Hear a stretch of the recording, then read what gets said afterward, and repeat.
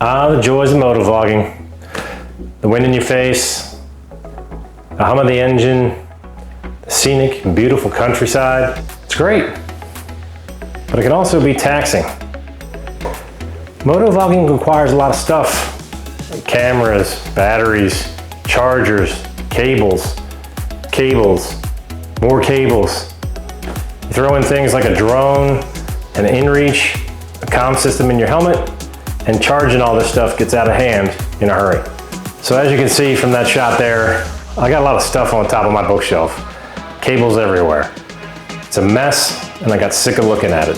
So, what does every modern man do when faced with a problem these days? Look for a solution on YouTube, of course. So, I took to YouTube. I ran across some videos from some other motovloggers, and I ran across a video about some charging stations and charging walls. And in particular, I ran across one by a couple named Becky and Chris, where they made this really cool charging station out of some materials they got from Lowe's and from Amazon. So this is really their idea. I just kind of took it and ran with it because it really suited my needs very well. I'll put a link to their blog post in the description below. I'm not going to list all the parts here because they do a great job of doing that on their post. So good on them. Credit goes to them. So if you have nothing better to do, grab a beer, grab a Diet Coke, come on for the ride, or the construction, whatever. You know what I mean. What we're going to do in this video is create a nice organized charging wall to neatly hold and charge all my motovlogging stuff. So here you can see the start point. These are two 16 by 16 black steel pegboards that I got from Lowe's, and this is going to be the platform for the charging wall. So next we need to power the wall. So we'll need to add a power strip. I chose one with a couple of USB ports on it and a longer cord so I could hang the board fairly high on the wall and still reach an outlet. Next we need to get everything kind of laid out where we think they're going to go.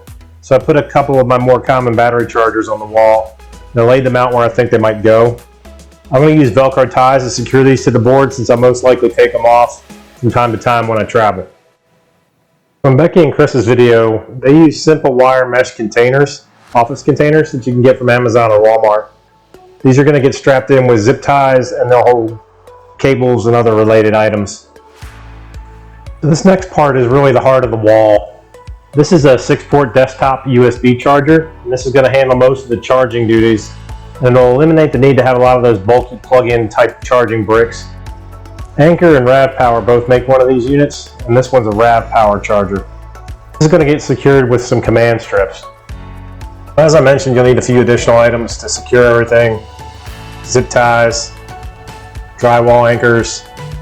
Make sure you get ones that'll fit through the mounting holes on the pegboard though.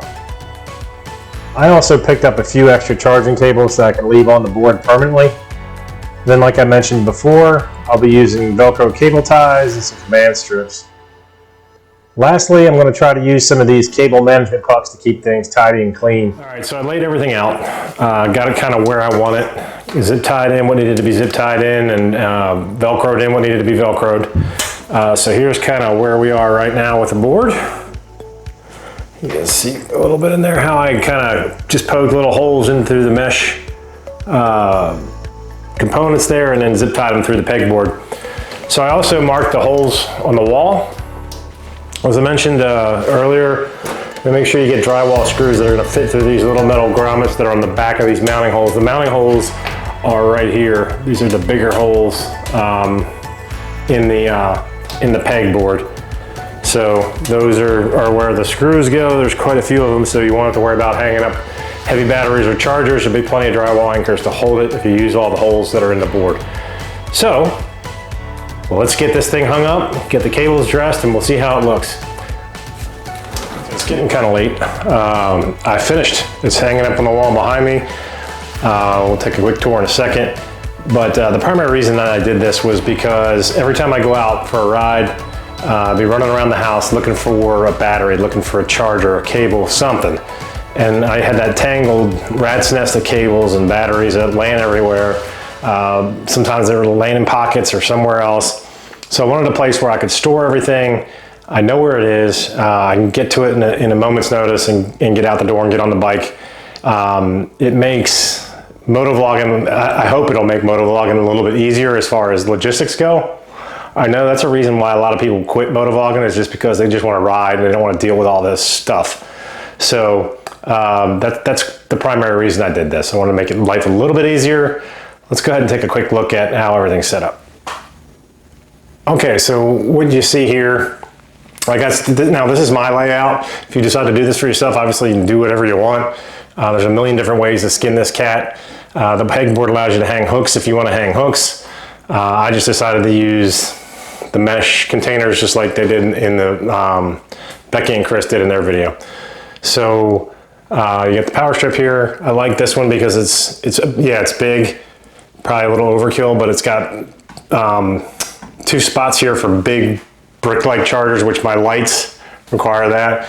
Up here is a good spot for power bricks. So I'm charging my big giant power brick. I have another one that I can stick in there as well. You see the Anker desktop, or the Rav Power USB desktop charger. There I got my drone remote, my drone batteries charging in there. Got some GoPros laying around in here, camera batteries, GoPro batteries, cables laying here. This is the Osmo, and some tripods, and then there's a flashlight up here and the Garmin InReach up there. So really, that's it. That's it for this video. Hopefully you may be interested in this, because I thought it was awesome. I think it was a great idea. Obviously not my idea. I can't take credit for it. All right, so that's gonna do it for me for this video. You may have noticed I painted in the office here too, so now it's a gray color. I like it a lot better, although I hate painting. It took me a lot of time this past weekend to get that done, but it's done. Charging wall's up, getting organized around here. So that's gonna do it for me. If you made it with me this far, I appreciate you watching. If you're not subscribed, please subscribe, think about subscribing, whatever. And hit the little ding bell so you get notified when I put up new videos, all that good stuff that YouTube likes, thumbs up, all that crap. Appreciate you guys. Catch you on the next one. Thanks. That's all I have to say about that.